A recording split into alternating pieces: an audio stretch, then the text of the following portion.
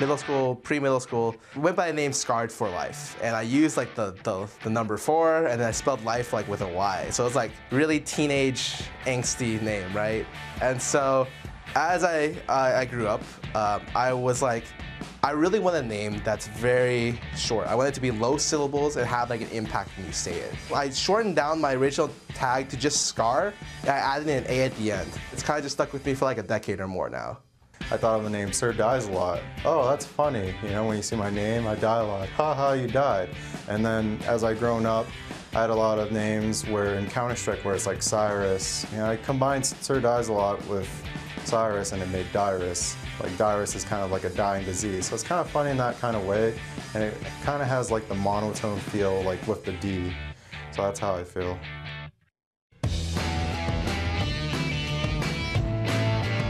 Welcome back to this special 4th of July edition of the NA LCS Summer Split. And before we get to our next match between Curse and Cloud9, I'd first like to welcome Team Coast Zion Spartan to the desk. And where did Zion Spartan come from, first off? How did you get your name? I actually don't have a crazy cool explanation for the name Zion Spartan, so you know, it's kind of like a name I had when I first started playing like Halo when I was like 9. You know, I don't have any cool, you know, like Dirus. It doesn't really define me. It's kind of a name. Yeah, not every story has to be good. Nope. Mine's just Matt and Josh. But your teacher calls you Zion Spartan, so that's a W. Yeah, that's in the pretty books. cool. There you go. Yeah, just diving into that game a little bit. How does it feel to beat CLG? It feels great. One of the things that made me feel really confident going in was we knew we prepared well, and we were just ready as a team. We had everything prepared, planned out, and just we went in, did everything, executed everything perfectly, and the game just went smoothly, and I really like that. Now, prepared and planned out. Take us a step further. Were those picks and bans? Were they the lane swaps you wanted? How did that work out so well for you? Just like everything. I don't really want to go into the details, but you know, like coachments, having elements in the house helping us. And honestly, like the past 2 days of practice have like helped me more than probably any practicing I've ever done like throughout the whole time. Like I probably improved, the team improved so much, I improved so much as an individual, and it's great to have elements in the house. Wow. So elements coming into the house, is that a very recent thing? Because right before your game, you may not have seen it yet, there was the coach feature about elements when you guys were walking around at MLG. Did MLG have any impact on you guys to make this change, or was it just the fact that elements moved in? Elements was in the house before, but we didn't really practice and do all the things that we did these past 2 days. And he kind of just started moving in. We were getting the internet set up and all that, so we didn't really like have like hard practice times and like do what we needed to do to become a team and like become good. And that's what we did these past 2 days, and I think if we keep that up, we might become the best team in North America. You know, what was the decision to grab a coach like Elements? Obviously, you know, you're 5 guys. You placed very well in the spring split. It kind of feels like everything went well for you. What was the choice to bring in somebody like Elements? Elements just left Team Curse, and if you look at Elements, just like every team he's been on has done good. Like he was on CLG, they got first place. Elements left CLG, and they haven't really been getting that many first. So I just see like every time Elements joins a team, they start doing well, and we're like, maybe this guy knows what it takes to win, and that's what we need to learn, because we're just like probably one of the youngest teams in the LCS, and we don't have the best grasp on what to do. And Elements is like, hey, here's what you need to do, and he kind of like helps us along our way, and you know, Coachman's helping us know what to do to win the game, because we got the skills, we just need to know what to do, and that's what we're learning. Teamwork. Absolutely. Exactly. You call him Coach Mentz? Coachman's. Coach Mentz. All right. That's his new name. Yeah, and even though you don't want to dive too far into that game, I do want to talk about one thing. Your Shen build in that game had about 9 billion armor, as far as I could tell. Exactly. It's kind of just like totally against Double. Exactly. It's just like Laugh as Double F tries to attack me with this P shooter, because I'm just hitting the inhibitor and he's taking more damage trying to hurt me, and I just use my shield and don't take any damage, and it's just like, this is pretty cool. You know, the whole time we were watching that, we're like, Double Lift, stop hitting yourself. Stop hitting yourself. At what point in the game, when you feel like that, how does the game change for you? Can you just say, team, go do what you want, I'm never going to die? Yeah, exactly. I'm just like, I can just keep, split pushing. That's what Shen does. Don't want to go too much in the strategy, but everybody knows Shen's split pusher, and it just worked really well with our team and what we wanted to accomplish. Yeah, and I mean, you just mentioned earlier in the interview, #1 team in the LCS. Who do you think your biggest hurdle is going to be if you guys are going to try to climb the rankings? I honestly think the biggest hurdle is going to be ourselves, because I myself have a tendency to, when I do bad, things don't go so well for me. But, if I had to say a specific team, I'd probably say Vulcan. I think I'm more scared of Vulcan than even Cloud9, and I'm looking forward to playing Vulcan again. Awesome stuff. Zion Spartan, thank you very much. You yourself saying quite happy with the win, not on Riven, pulling out some more play on Shen, and it was an amazing play at that. So good luck to Coast, you guys, and with Elements as the coach, you've been doing great. So continue that for yourselves. So, all right, guys, now it's time for our fifth, if you know, fifth and fourth Curse versus Cloud9. And it's today's first game, St. Vicious, and in today's first game. English is an easy language. It was the fifth match of the 4th of July. It's just a tongue twister. Freak has it over and over. Fourth match, fourth game. He knows how to do it, right? Well, he had the same number twice in a row. Just got to repeat. So in today's first game, St. Vicious and Curse failed to build on the momentum they got at MLG and lost to Vulcan for the third time this summer, which is a little different. Yeah, and Curse started the game against Vulcan off pretty well. They defended against Vulcan's level 1 invade, and they won the battle there 3-2 to get themselves a bit of an early game advantage. But after that, Curse kind of got bullied in their lanes a little bit.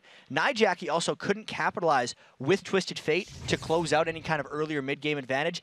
They lost control of every Dragon and Baron in that game. Totally lost control of that one, and it wasn't good for them. And now Curse is looking to avoid dropping 2 in a row today, but standing in their way as the top team in the North American LCS, Cloud 9-2. I'm glad you can only say that once, because after this game, they're no longer going to be 9-2 anymore. And even though Cloud9 didn't play one of their typical hyper-push early games, they were still able to control every Dragon and Baron in their win against Dignitas just 2 games ago. And after that game, Lemonation actually said picking up Jace was a priority for their team, and then High just used him to perfection. 11-3-9, strong score, strong team. And even though High and crew have been rolling over the competition so far this split, St. Vicious is confident that they can stop Cloud9's hype train in its tracks. Agreed. Agreed. Still think they're overhyped. I don't know. I think the reason why people lose them is because they play to their style rather than trying to play their own style. And it's like, yeah, you can't play, if somebody's strong at something, don't play their game. You got to play your game. So Saint seems pretty confident that they can handle Cloud9's hyper-aggressive style, even though they've already lost to them once this summer. And Cloud9 beat Curse in week 1. That was before Edward had come in, and it was also a close game. Curse had Cloud9 on the ropes for most of that match. Yep. And even though that was just 3 weeks ago, Curse has evolved a lot, and so has Cloud9. So these are both better teams. They're more coordinated. Specifically, Curse has probably leveled up more than Cloud9 has since then, and this will be a tough facing for both teams. All right, so let's see about that tough facing as we look at the starting lineups. On the blue side, it's Curse. Voidboy in the top lane, Saint in the jungle, Nijaki in mid, Cop and Edward bringing up the support. And in the red corner, it's Cloud9 with Balls in the top lane, Meteos in the jungle, High in mid lane, Sneaky on AD carry, and Lemonation on support. We were talking to Lemonation and Sneaky just before I had him in the interview lounge, and they said Curse is going to maybe run something global. They feel like that's what's been in the books for them as they did their homework. And Sneaky was kind of just feeling like they'd really not have the momentum to get through this game. And the big thing with the global comps is Curse has been running a lot of them. I don't know if they've been working out for them, but it's been the closest to working in a lot of the situations. Their loss against Velocity and MOG, Voidboy Shen was incredibly strong. Yeah. We've seen a lot of strong Shen play come out already today, and even Twisted Fate is something Jackie's put a lot of time into. Even with Cop's champion pool of like Draven, it seems like Curse is really homing in on a lot of these champions, and I wonder if they're going to be able to make an adjustment or whether Cloud9 is just going to be ready for it. Well, I don't think we're going to see any Draven this game, so that adjustment is definitely going to have to be made. Cop and Sneaky coming out on that very, very strong lately, so neither of them, unless it's forced. Or will we see Or the will Draven? we watched these guys give Dignitas Cloud9, right? So, yeah, Cloud9 give Twisted Fate, and they weren't worried about it. So Yeah, because I'm thinking of this ban phase, and one thing we've learned on the 3.8 patch is that the Nunu's probably gone.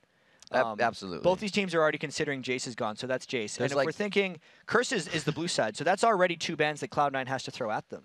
At that point, if Cloud9 wants to pick anything out specifically for Curse, you know, it would have to be that Draven right away. Right. But there's still a lot left in the pipeline if they want to let that through. means, as according to Sneaky, we see that it's going to be the ban coming out from Cloud9 on Jace then, because blue side, you're going to want to grab that Jace. We'll have to see if this falls into place for these 2 teams, if he is true to his word. We'll have to see. Jumping into this game, Zach is out for Meteos right away.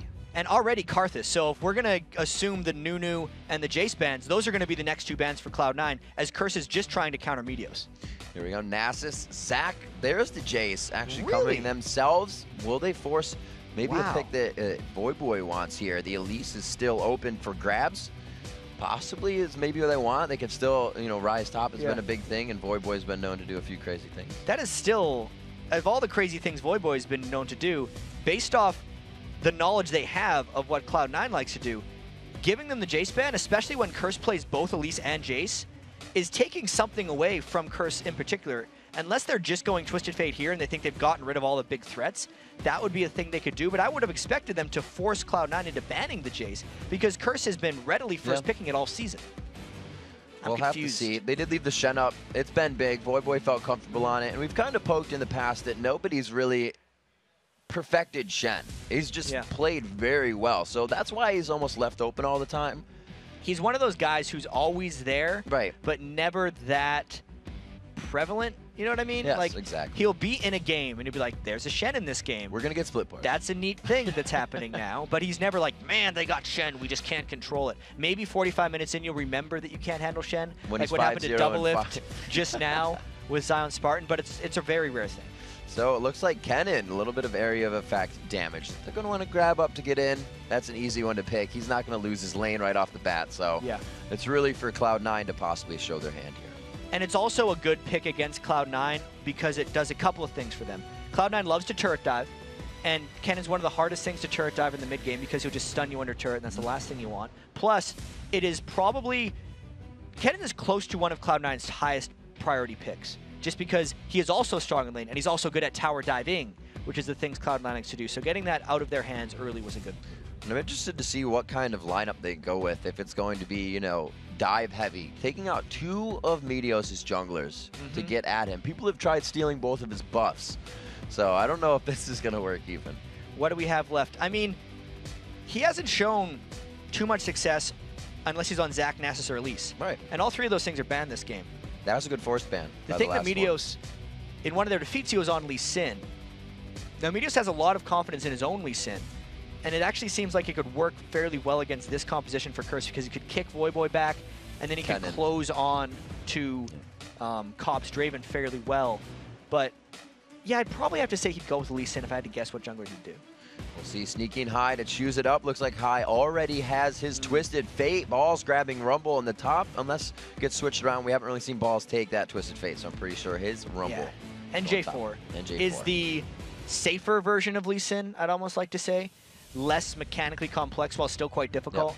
And he's the super gap close diver that Meteos likes playing. He's kind of like Zac, just jump in, bounce everyone around, except you're bouncing them into a little circle of doom. I like that pick as well against Kennen too, because we saw actually that I believe when Balls was going in for their loss, he kind of went to go in as Kennen and he got locked up by a Jarvan. And it's pretty much the same reason you see Olaf's and Jarvan's, because you can't get out. Don't let him run through. You can move as fast as you want. If you run into a wall, it doesn't help you much. And I see that they're selecting Ahri right here. The Karthus is gone. The Twisted Fate has been picked away. I really think that they could go with an Ahri here. Nyjaki's Ahri's been really strong in the past. Ahri goes with, again, just to the Jarvan pick. If we keep going back to him, being able to thwart that ultimate in the fight. So really safe but aggressive picks here. Edward bringing up the Leon again. It's been a few weeks for sure. It's again the full Curse dive comp, and that's what they always like doing. And once Curse had their full dive comp in, it was just telling Sneaky, yeah, I should probably play Ezreal with a little bit of safety in here. We might need it. Since they'd already put themselves into the rest of their composition, they don't have the best counter dive, which is why Ezreal has to be able to save himself, because Curse is going full aggro. I'm sure Sneaky may have nightmares of that shift he played in their loss at MLG. He's not going to do that again. Not going to do that again. So we'll see Meteos and the rest of the team picking up quite high-tier champions in their pool for this champion select. But on the other side, Saint hasn't played Nocturne too much, but we've seen Big Fat use it to great extent. So Nocturne definitely still in the mix for being reputable jungler at this moment. And I really wonder if St. Fish's Nocturne is going to be a stark difference to Big Fat LPs, because St. Fish's is probably going to build some damage items if he gets farm early, whereas Big Fat LP would only go full tank. I think Curse kind of needs it too to get enough damage through for their team. We'll see what the comps are.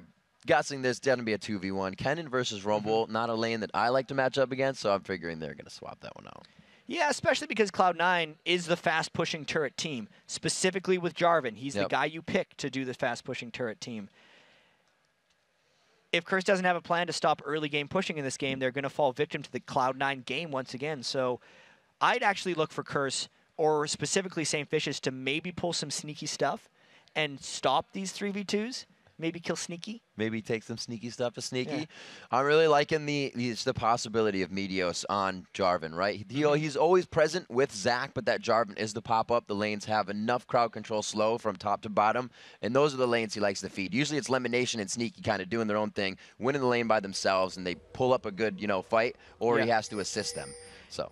And the thing that Cloud9 does, and why they always pick the way they do, is they need lanes that can survive on their own so that Meteos is never pulled in any specific direction. That's the whole way they dictate to the other team, is if they don't need help anywhere, Meteos gets to put pressure where he wants. So it looks like Cloud9 wants a fast mid-rush here to that mid-bush towards the bottom Dragon side river. Ladies and gentlemen, welcome to Summoner's Rift. Here we are, Cloud9 versus Curse. Cloud9 coming off a win. Curse definitely had a defeat earlier today, and Cloud9 is hoping to use that against him. If Cloud9 can go to 10-2, that's going to give them a significant edge on most people. They're already 2 games up on CLG and Vulcan coming into this week. CLG's dropped a game with Vulcan winning, so they would really start to distance themselves when going for those first 2 spots and a playoff bye at the regionals. So completely walking around place towards right now. Looks like Cloud9 has made themselves present in that Baronish ward that Cloud9, or rather that Curse has placed. So they're going to back up.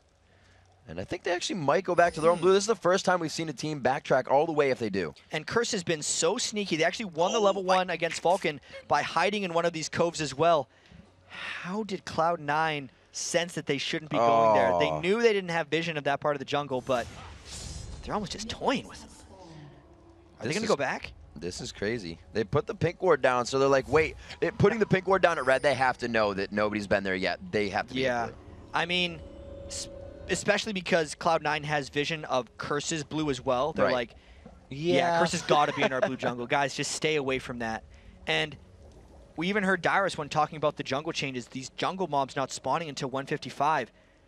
There's so much longer to wait and play around here.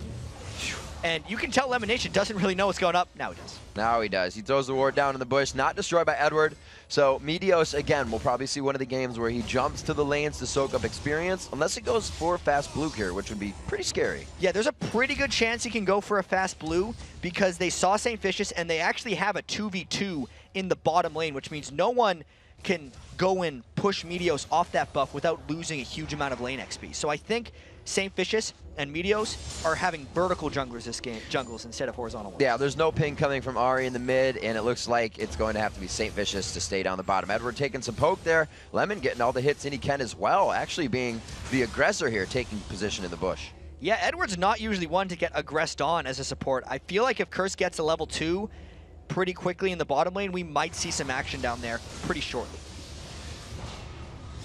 So all these lanes actually matched up even this game, not something you get to see all the time. I was thinking that Voyboy would not match up against Balls, but we'll see how that lane goes for him as Balls begins to level. It's definitely going to be in Rumpel's favor soon here. 3 minutes in, Cop and Edward forced back to the turret, but they're at the perfect spot to farm here. They just have to be careful about getting engaged down. I think Curse has to wait until this wave is clear before they can do anything, but at that point, they're actually in danger of a Meteos gank, and that's the worst time to get hooked. Locked it up. He's trying to deny the XP. See, they're not going full kill right now. They definitely want to get the harass out and exhaust going down, which is a little troublesome.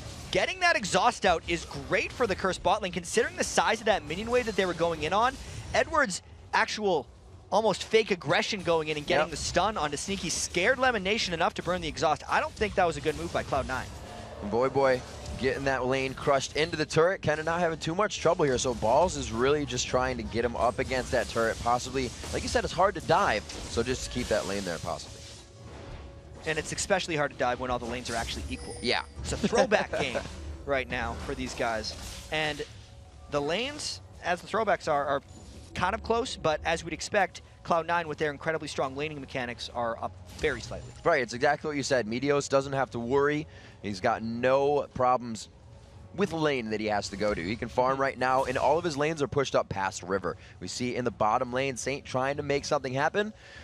Not hatching any wards either. There's nothing up there, so he is very patiently waiting at level 4. This is going to be a walk-in gank for him. Yeah, so as here we soon go. as he goes through the river, though, Cloud9 sees him, so they're trying to get away here. The shift, the Zenith Blade misses as well.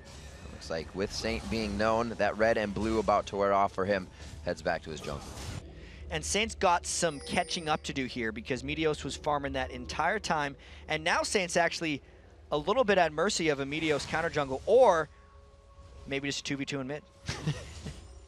He actually has spent less time in lanes after bot losing lane. a buff. Bot lane going in, as well as Meteos on to Nocturne. St. Vicious getting a little bit of aggression too, as we see Lemonation going down for first blood.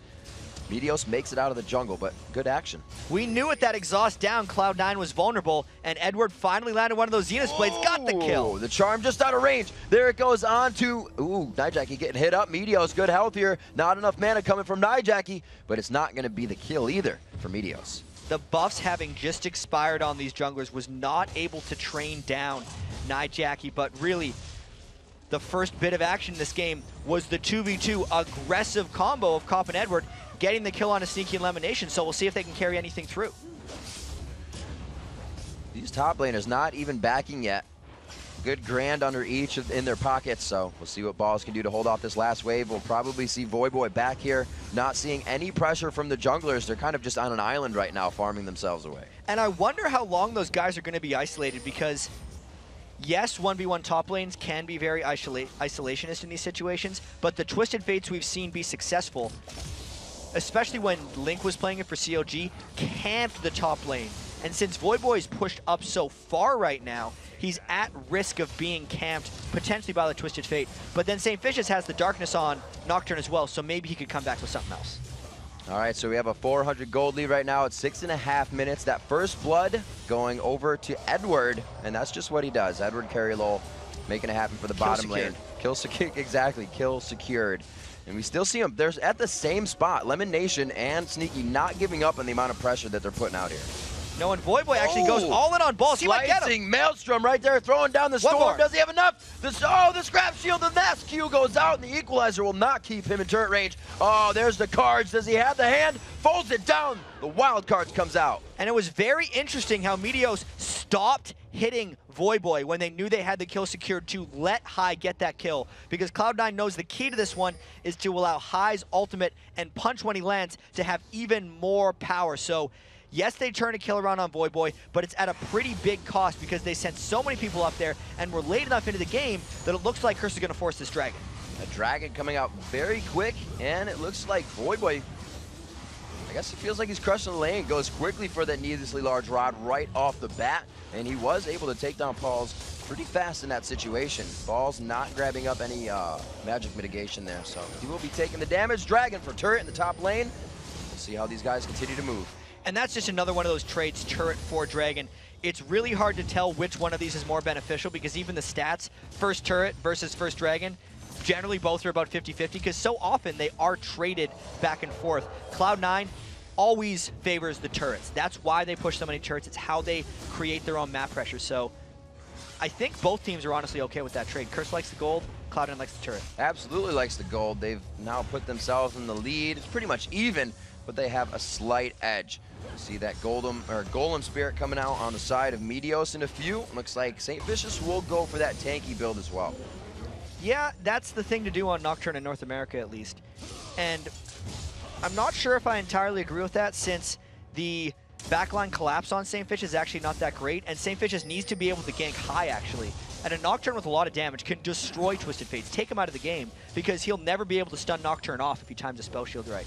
Just the choice St. Fishes has went with, since that's the game he's been playing lately. The slightly less farm, more get your lanes going.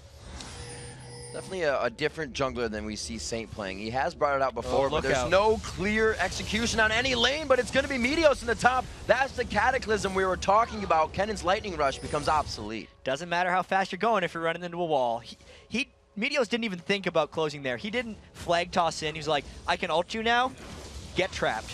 Inside the equalizer. Just a smart gank from Cloud9, and they punish Voyboy for A, not having a turret, and B, trying to keep an advantage that wasn't really there. And here we were talking about before, the crowd control coming out from the lane. They do get the fear off, able to take down Lemonation, just a little bit out of position on that one. Sneaky should be all right as he dodges out the solar flare. Smart positioning there by Sneaky at the end, but that was another example, actually, of a very clear St. Fishes giving the kill to Cop. St. Fishes had red. The old St. Fishes would have tried to get that kill so he could farm himself, but he gave it to Cop because Curse has a new mentality now. Looks like like they're trying to clear it. Sneaky doing what he can to siege off the turret. High has been kept in mid. We've only really seen that one Destiny come from him in the top lane, and that was really a cleanup kill. That was to follow up on something that had gone awry. So we'll see if they can start making plays with that soon. CRS starting to come back, not come back, but really take a step to that next rung of the ladder here. 3-2, gold still even, and CRS has, or Cloud9 rather, has found that turret in the top lane, still the only one. And the cool thing about the Nocturne and Twisted Fate ultimates being used at different times is they're now completely out of sync. So High, if he wants a window, can use that to go somewhere else, as Jackie's ult is also down, so the mid lane pressure on High is really low right now. I would actually expect High to go try and shut down Cop, since that bottom lane is where Cloud9 needs the most help. It's really crazy the amount of lane ganks that are coming in here. We just saw, obviously, Saint do it on Nocturne because you can as much, but the ball's there right behind High, coming up in the lane with Scrap Shield on to try and throw something down. Jackie forced to blow his ultimate, but he's got that blue buff up. They still have good siege clear, the flash is forced. There it is. There's Meteos coming in. The Cataclysm is up again, and he helps his team once more. Saint just on the outside. Oh, no, he can't do anything. He's silenced, but he gets the help coming in from Meteos for another one. And that was another example of why Cloud9 is so good at turret diving. There's a fight bottom as well. One after the other. They want to be able to react to this. Lemon Nation just got back to lane. The toss in. He gets the death sentence, and Cop comes in. High for the help. Beautiful job in the 3-for-1. And 3 people still dead on Curse right now, so Cloud9 is pushing up mid lane as hard as possible. They're probably not going to be able to get this turret, but they got a lot of advantages from that set of exchanges. Looking at Sneaky's build here. He's at 11 minutes in, hasn't built the tier. Pretty interesting for that blue build as maybe kind of switching it up a little bit. He does have that Lizard up for the true damage burn. They go back. We'll see what they decide to put under their belts. A lot of fighting you can see that came out of the middle lane. High and Jackie both on the double Dorns build. And this is one of the big bonuses, as fights just keep happening of playing like Cloud9. Everywhere it's going up. Oh, guys, so man, close to the on. kill. And it looks like we will have to get a quick pause in. Oh, looks like they're ready. No sound. Now there's sound. These guys just want to play with us during these fights. Want to play the game, man. Absolutely. And they are saying the sound is good, so it looks like we're going to be able to lock this down. The fight was big. He is pretty much 274 HP. And 4 seconds left to see if he is going to. This has me on the edge of my seat right Predictions, now. alive or dead? I think he's dead. It looks like we are. Yeah, he's dead. He's absolutely dead. He is sorry, dead. guys. Yep, we were on the players. It was a foregone conclusion. He's gone. I'm sorry. I want to talk about. I think I want to talk about what happened just earlier, because Cloud9 attacked multiple points at the same time, and then when they got it, they just got like double their reward for everything they've done. And High might be. No, he's not going in for anything. Since Cloud9 had so much turret pressure before the fight, when they did win the fight, they were able to take a very clean objective afterwards. So we'll have to see. Wow, he's crushing down on this turret. Edwards just behind him. Cop not there to help. They're not going to try to go on Sneaky after this. They're just do a little brute force tactic, guerrilla warfare, and they're out. Oh, whoa, getting ejected out of the seat there. A turret goes down, and so does Balls. Just catching Cloud9 by surprise. Gosh. 2 quick kills by Voyboy and Jackie. That is the step-up game that we wanted them to see. Oh my gosh, Curse being omnipresent. I think they just broke laning phase at 11 minutes because they wanted to, but if they want, they could go back to this. I also feel like the laning phase got broke because Cloud9 took the 3 outer turrets. So now, if Curse wants to go out on the map, they kind of have to fight people for it. They need to be able to push their pressure back at Cloud9, and they're doing it because they're actually a little bit stronger in fights right now. Jackie just proved it there. Cop is Draven with soon to be a Bloodthirster, so they can fight as long as they're not getting outnumbered. It almost really is one of those ways you can dictate. You're like, when is kind of laning phase over? Your turrets are crushed. It could happen at 7, it could happen at 15, happened here around 10 minutes. And we have actually seen Curse adapt quite well. Kills in the bottom lane are solely coming from Cop and Leona. That one came from St. Vicious, and he did that in the bottom lane, like you said, though, to get Cop more kills. The second ones just came from those 2 alone. And speaking of kills, there's a very good chance this dragon fight could be huge here. Balls is not level 11, whereas Voyboy is, and the Cannon and the Rumble Outs are kind of 2 of the most powerful abilities of the game in these mid-game dragon fights. So if Curse can force around this dragon, it might be very beneficial to them, as they got the first one and they're trying to snowball on that. See, St. Vicious's ult is up, slicing Maelstrom up. These guys have quite a few gap closers to get themselves followed up in this fight that Cloud9 has to be wary of. But power in numbers is actually in the advantage of both teams, again, as they do-si-do at Baron, or Dragon. I really think unless Curse gets caught in a bad position here, they would have the edge in this fight, but as starting the Dragon, especially with Cop across the ledge, this might be a bad position for Curse. I wouldn't be surprised if Cloud9 tries to engage on them here or pincer them in. That's why Curse is backing off. Yeah, if they would have seen Cop, I figured he would have caught a quick flag toss from Meteos there. That would have gone awry. Very good choice by Curse to come out of that fight. Nobody gets Dragon. They still have vision on it. So, or rather, C9 still has vision on it. So it's kind of a back and forth. They have to be careful. It's Cloud9 who's got the pink ward control Yes. on the Dragon, so that's how they're able to kind of dictate that pace a little bit. But now that the minion waves are pushing all across the map, High's going way up to clear. They recognize Koff was in the bottom lane, pushing off as well, so the Dragon was not a super immediate threat. But now, it's right back again. This magnet is going to keep pulling people towards it because it's a pretty big objective. The game is close, and in the games today, Dragon's been changing a lot. Destiny is just for movement across the map. High is now with his team. Flash is down for Voyboy here, so they have to be careful on their initiation, and we'll have to watch Meteos to see where his focus goes to shut down that engage. So everybody backing off once again. Just the Destiny showing a bit of power around the map. And the fair chunk of damage that Curse took from the Ezreal ultimate, plus just the Dragon true damage that he puts on people whenever they piss him off and start hitting them back. So because of that, it's giving Cloud9 a little bit of free time at the turret here. So Cloud9 mind gaming with Curse here. Some big fight is going to break out pretty soon here because they can't keep dancing around turrets and dragons back and forth without somebody running into someone else. Both of Cloud9's outer turrets that stand right now are above 75% of their HP. The mid turret is actually, like we said, down, but the second tier mid turret is down to 400 HP. So Cloud9, even if they win a fight slightly, have places to go with it. That's not good for Curse. And generally speaking, Cloud9 plays a game in the enemy's side of the map. So that's why they're able to get all this advantage, and that's why Curse is always coming out of their own jungle, whereas Cloud9 is just positioned forward. So even if Curse pushes back Cloud9 a bit, it's harder for them to capitalize after these fights. This poke coming out, True Shot Barrage, Wild Card, True Shot, or not True Shot, Mystic Shot rather, continuously hitting. You see Saint just trying to put his spell shield on and do everything he can, but he's still just above half HP as he ticks back up. They're going for the mid turret. They need this one to open up control of buffs, open up control of Dragon. Edward getting flayed up and hit though, but they realize if they play it smart, calm, cool, and collected, this could just be their turret.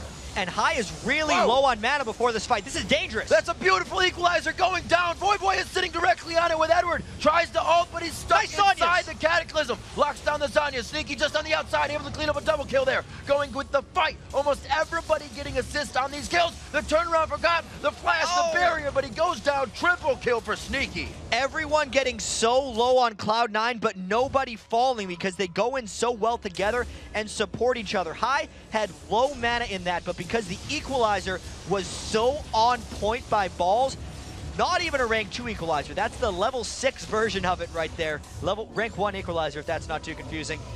They just burned him down in that fight. That was super crazy. Balls, or rather, Meteos forced Voyboy to ult while he was inside Cataclysm. He knew he wasn't getting out. Another great engagement in just a way, like you said, figuring themselves in and out to micro the damage and get out with slivers of health. It's the hardest thing to do against, or hardest thing to see at when you're cursed. You want to go. You saw Cop flash barrier because he wanted one kill, but just again, just the way the cookie crumbled. Well, he saw his adversary, Sneaky, already picking up 3, and he was like, I got to get that guy, shut him down, and just gave him a 4th. And this makes it very interesting because we've seen, honestly, mixed results from the Blue Ezreal build. It can run away with some games, but if it falls behind, oftentimes it's very lackluster. This is a situation now where Sneaky picked up those 4 kills that this could be a runaway game for Blue Ezreal. He needs 10 to 12,000 gold to really get that build going, and those 4 kills catapulted him a lot closer to that. Once he gets those big Blue Ezreal items, he might start controlling the game. And here it looks like they're going to pick up balls in the top lane. Voyboy gets a quick stun down, throws down the ultimate. They get away with that one. The TF ulti coming up top. High's going to 2-shot barrage right to the backside. Voyboy with the ignite on will not get a chase. Oh, he will. There is Meteos locking him down once again. The Cataclysm countering the Lightning Rush, and a quick 4-1 beating in the top lane. Yeah, that was a lot burned to get balls down, but then Cloud9 just had another answer for it. Once again, since they saw Voyboy use a flash to get in, Voyboy can't use that flash for anything but getting out of Cataclysm if Curse wants to win team fights. And since Curse was all spread around the map, They're trying to get back to the Baron, but it's a timely process. They don't have vision on it, so you cannot get paranoia over there. It's also down. It's going to be a Baron under 20 minutes coming in for Cloud9.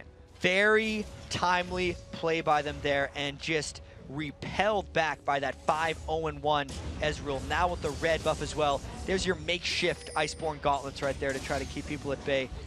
Even though the goal is just 4,000, Cloud9 has really made some winning plays in the past 5 minutes. As they set up once again, 5,000 gold in the lead. Now that Baron helping a grand amount, and we're gonna see that now that it's open, they can start doing what they want. They're gonna start spreading out their numbers because they know they're already better off in 1v1 situations. So we see balls to the bottom lane. Gonna get sneaky, a little bit of help from Meteos in mid as they do keep safe, but they want to get these lanes pushed up past river. Exactly. First step for Cloud9 is to make sure all their lanes are pushing. Second step is to either group up in 5-man tower dive or catch someone in transit because High has his ultimate up by the time they're going to get these turrets pushed down. Nine Jackie might actually equalize the turret game right here, so maybe they're throwing all that out the window, recognizing Jackie's not there, and maybe Cloud9 just wants to 5-man dive. We know once Cloud9 gets the lead, they do not mess around, so they're just going for the juggler right now. And Cloud9, they had this turret, remember down here quite a bit ago, I was saying this turret was down about 25% HP, so biding their time, winning a few fights, and getting that extra gold for themselves atop this Baron is going to mean big things. Now looking at this first inhibitor turret, and Curse is really waiting on the back heel. And the trap Cloud9 might fall into is if they overdive into a Cannonall. So that's the one thing they have to be careful of here.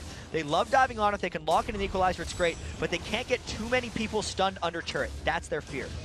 Sneaky with that blue buff for his team, along with High, so they've grabbed up both. That Oracle's on Elimination has kept them safe, so they know if they have to exit out of here, they know which path. And look how far back Curse has to stay because of all the blue buff poke coming out of these Cloud9 guys. Anytime Ender gets hit with anything, it lowers their initiation potential. There's the lockdown onto High. He flashes out, but the paranoia goes right back onto him. Looking for Sneaky to do the damage from the outside. He's actually getting focused quite hard, but they're able to drop down Saint immediately. That looks like just a situation, again, of not being able to follow up on the gap close. Double kill for Sneaky. And we knew Cloud9's fear was getting stunned under the turret, but Curse took the fight to Cloud9 because of Cloud9's poke threat and how they were going to slowly get the turret. So again, Cloud9 forced Curse into a situation that was bad for Curse, and Cloud9's going to probably get an inhibitor off of it. A full minion wave helps with the turret, helps with the inhibitor. They back with a red buff up and a bottom turret to be teleported to. Might as well just pick that up on the way out since High didn't have to move. The Lich Bane will help him pick this up even faster. So Cloud9's going to be making the rounds here with this. They still have about 70 seconds left on that Baron buff, taking all the jungle, knowing they have the inhibitor, and really starting to round up the turrets and get a large lead on Curse. Not a huge game of CS. Looks like it's a little under average for everybody, but it's quite even in the CS. We've seen that turrets, dragons, and bodies, kind of the focus of this one. You can actually see that Curse is ahead in the farm game. Voyboy was stronger than Balls in the laning phase, but I'd have to say Balls was stronger in the teamfight phase, which is what's kind of swung it back for Cloud9. Those equalizers. Similar things for Sneaky and Cop. Cop and Edward were able to 2v2 kill Sneaky and Elimination in the laning phase, but then Sneaky picked up so many kills in those team fights, he's now just this awesome threat on Ezreal, who's now with the Iceborne Gauntlet going to be able to close down a lot of fights. You know, we got to remember earlier we made the statement that Saint has a hand in First Bloods, and he's actually one of the, came through with that lane gank to help out. Oh! There's the slow. There's Sneaky coming up on the back side of him, that Iceborne Gauntlet locking him up, and you fight valiantly to the death. Do what you can. You may as well. Should have farmed a couple minions on that way because he was dead. And now Cop is still just as strong himself, but you can see Curse is trying to leave their bases to do some things, but Cloud9 is always blocking it. There's the dragon coming up for them as well, so Ball's definitely trying to hold this turret. Cop is going to get it. They're saying, we're losing dragon, you might want to drop that turret, but a good harass. Whoa! Balls is definitely going to lose that trade if he goes in again. Draven is definitely a very strong man, and he's showing it to Balls right now. I actually expect, though, Balls to bait Cop in, since Balls is feeling real good about his last engagement, and now it's going to maybe be a 2v2. I thought he was going to walk up to the turret and take it. Meteo's coming in, so he's got the ultimate. The flash is up here for Cop. Cop is going to get locked up, flashing out, goes for the stand aside. Oh, he's going to get him! The ultimate comes in. It's going to be High to help him out here, and he looks like they just get it. Didn't even need it. High's like, wait, help me with the assist. At least that was a very valiant effort by Cop. Making Cloud9 burn Rumble ult, TF ult, and Jarvan ult for his 180 carry when Cloud9's up 6 turrets to 3, multiple kills and 8,000 gold is a really good stall tactic as long as Curse can stall elsewhere. Right. But we'll see if that slows down Cloud9 whatsoever on this push. Quick push Doesn't look on like it. the top side turn. No, I'm trying to see where they were maneuvering and trying to stop this, but they aren't right now. They know it's just something they have to give up. Looks like they're just going to clear it out. So Cloud9 moving back in numbers. They have no reason to aggress right now. They want to figure out, get this bottom lane pushed up when they don't have the Baron pressure on them, and then get back in the face of Curse. Curse coming out with their Zanyas. 2 of those now. Ari also with 1, so that's really going to help the focus in these fights, because everybody pretty much gets those casts down. You're looking for one person. That's the stun card's going to come out. Sneaky's looking to hit one person. You're looking to get that 1 death sentence. So it's definitely going to hurt the focus of Cloud9. It'll be interesting to see how they take that into consideration. I feel like it would be a lot better for Curse to have double Zanyas if they had more damage items first.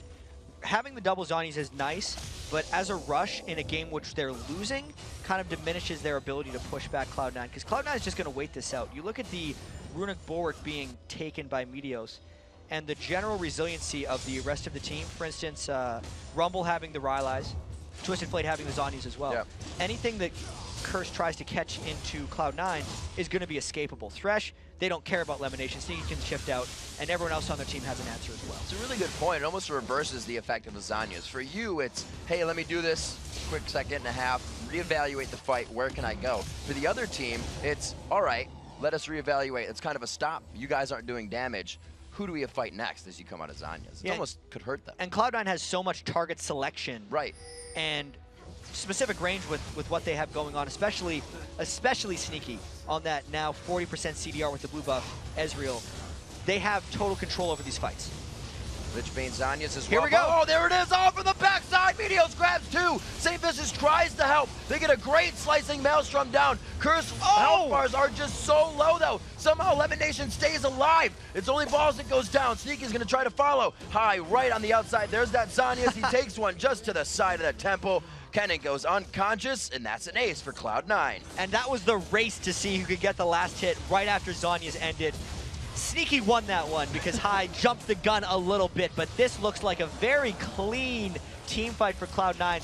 They're trying to end this game as quickly as possible, going for some kind of record, but they're safely in this one. Looks like 27-minute win. Cloud9 just keeping themselves away from lanes that had St. Vicious. I don't know if it was a goal for them to do that, but they were always finding the 2v1s, the kills that they could get, and the super inhibitors save the game. For now. Yeah. Oh, they... Cloud9 got a little bit trolled by the inhibitor. They were ready to end the game, but the timing, those inhibitors respawning, once it's respawned, you're not allowed to hit the Nexus or the Nexus turrets anymore. Curse will live for a couple more minutes or day. We'll see. We will have to see. It's about 10,000 gold coming in for the lead on Cloud9, and they played a definitive game. They didn't. This wasn't a game we saw lane swaps in. It was a game that Meteos got there is actually both buffs stolen, so we'll just say that. So considering all of those things, these guys came into the game knowing it'd get to this point. They're like, oh, those buffs aren't going to matter. We'll hug lanes for a while. It's like these kind of teams knew what was going to happen coming into this. And Cloud9 said they were going to try and shut down the global presence strat of Curse, and they're using it against them now.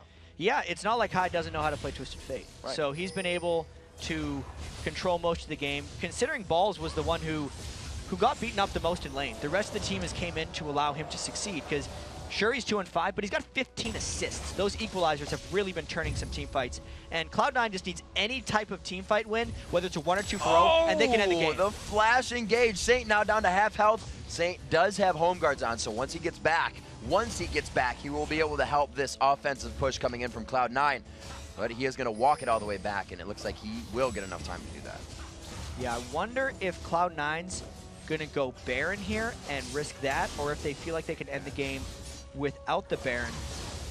Looks like they're probably going to rock towards the Baron, knowing Curse hasn't been out of their base in so long, and Curse doesn't have vision on this area. So essentially, if Curse wants to go in, they fly in blind. For all Curse knows, they think Cloud9's camping in that brush they just pinged, waiting to fight. Well, they see the mid. Wow, taken down so fast. I thought they were going to try to flank in from the side. They're all in the bush now. Lemon Nation get locked up. Saint tries to go in onto Lemon, puts himself right in the front. Cobb's going to be able to sit on the outside, but another great Cataclysm by Meteos, and he flashes out of his own ultimate. Cloud9 is just cleaning up this flight surgically right now, and they're going to be able to continue Nijaki forced to run the opposite way as Cloud9 heads for the base. And this time they know the inhibitor's not going to respawn. Nijaki, the only one who could potentially defend. No ultimate up for him. This looks like Cloud9 taking it home.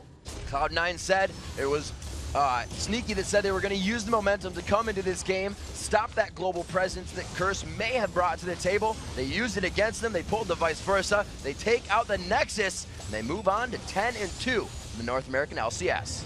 And that last fight for Curse seemed like a little bit of frustration. They probably already resigned themselves to losing to Cloud9. So Cloud9, holy shit. Once again, just taking care of business. 29 minutes, under 30 again. This was a Cloud9 playstyle game, and they never really deviated from that. And their other game only went a few minutes over this as well, and it wasn't something they had trouble with. Great presence in every lane that they had to fight for what happened in the top lane. It's not something we've seen Meteos do. He left Balls just to fight Boy the whole time. And sometimes we see that. If Balls goes down in lane, they will leave him alone. And he says, I can do this by myself, and I'll have to get back up. But definitely huge teamwork, and I got to give a thumbs up to the ultimates of Meteos that game. Really just changing team fights. Are you guys done today? And just changing Voyboy's feelings a lot. He recognized, because Voyboy was aggressing on Balls constantly. He was flashing in to get the kills. And as a Jarvan, when you know Flash is down, you become very happy, because that means they can no longer, especially for Kennen, escape your ultimate. So it's an interesting form of team play that Cloud9 pulled off there, because it's strange to think the best way Meteos can help you is to like wait until the other guy burns a flash and kills you, and then it'll turn around good for your team. Because that's what Cloud9 does. They kind of leave the people who aren't doing well on their own and say everyone else will do well. It's teamwork. And that just works out. It really does work out. We're actually see how that works out into a triple kill. I believe this was Sneaky's to grab this one up in the mid lane in the replay we have. Yeah, this was pretty much the momentum-changing fight of the game. It looked like Voyboy was going to get off a pretty good ult, but look at how much the equalizer did to Edward and Voyboy and Saint together as he flew into that. So the ultimate from Voyboy went off and hit a bunch, but keep in mind, Sneaky was just off on the side, untouched. Everyone else is running through. Hyde only had to throw a couple cards through. That fight was mainly the equalizer and the slight avoidance of Voyboy's ultimate. And that bait coming back in, grabbing Cop's flash and barrier. So, like we said, if you know you're going down, make it a valiant attempt to try to get a kill. But Meteos was like, nope, turning Cop around. had a few valiant attempts in that game. He actually played quite well on Draven. Even though his final scoreline of 3-5-3 doesn't look impressive, that was the nature of the game. And we got to say, Sneaky's does kind of look impressive at 12-0-6 on the game. Yeah, I'll give him that. That's pretty good. It's a pretty good one. Pretty nice. The Blue Ezreal worked out for him. Even with the Elder build first, didn't even build the tier till like 14 minutes or so. He just went in that's generally how a lot of Ezreals do it, because you need the lane power of the Elder item. You can't just come to lane with a tier on Ezreal and be Stack like, it I'll up, fight man. you, I'll Draven. be there soon. Yeah, it doesn't work. All right, we've got to take a short break, but when we return, Cloud9's High will join us to talk about their perfect 4th of July. Then TSM and Team Coast will battle their second win of the day. Will battle for their second win of the day, actually, as they face off next. The 2013 NA LCS Summer Split will be right back. Don't touch that browser.